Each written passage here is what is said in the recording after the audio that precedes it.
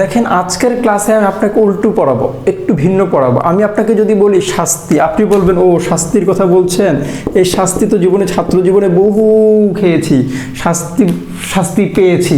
তার মানে এই শাস্তি বললে আপনি বলবেন শাসন, কিংবা আমি যদি শাস্তি না বলে আমি আপনাকে আরেকটা শব্দ লিখি শাসিত। দেখেন আমি দুটো শব্দ লিখেছি, একটা হলো শাসিত আর একটা হলো শাস্তি। শাসিত বললে আপনি বলবেন রুলড বাই সামওয়ান, আর এই শাস্তি বললে আপনি বুঝবেন ইংরেজি যেটাকে আরবিতে যেটাকে দরাবা বলে। এই দরাবা শব্দের ভালো ইংরেজি হলো ডার্ব। ডার্ব মানে ঘুষি মারা, আরবিতে এটাকে দরাবা বলে, বলা দলিন। তার মানে এই শব্দটা মূলত দারাবা শব্দ থেকে ইংরেজিতে ডার্ব শব্দটা এসেছে।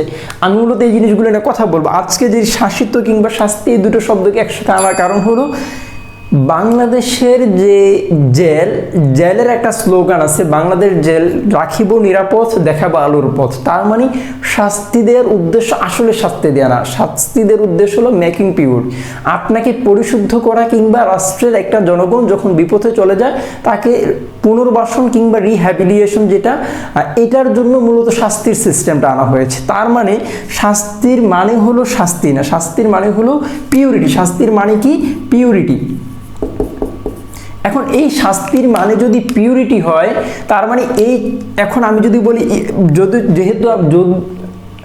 যদিও আমি শব্দটি বলেছি শাস্তি, ইংরেজিতে একটা শব্দ আছে চাস্টাইজ। এখন এই চাস্টাইজ শব্দটা দেখলে আপনার শাস্তির কথা মনে পড়ে, শাসিতের কথা মনে পড়ে। আমি মূলত শাসিত এবং শাস্তি দুটো শব্দ এই জন্য এনেছি, তালব্য স দন্ত স ত, মানে অর্থাৎ সবগুলি বর্ণ ঠিক আছে, যদিও শাস্তি শব্দটি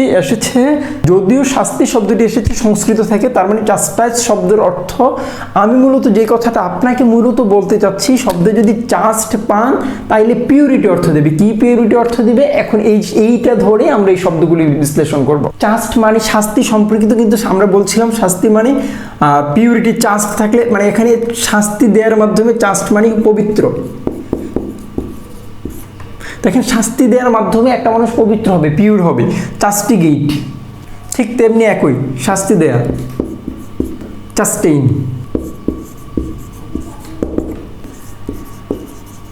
দেখেন আমি যে কথাটা বলছি চাস্টাইজ, তার মানে চাস্টাইজমেন্ট একই, তার মানে শাস্তি।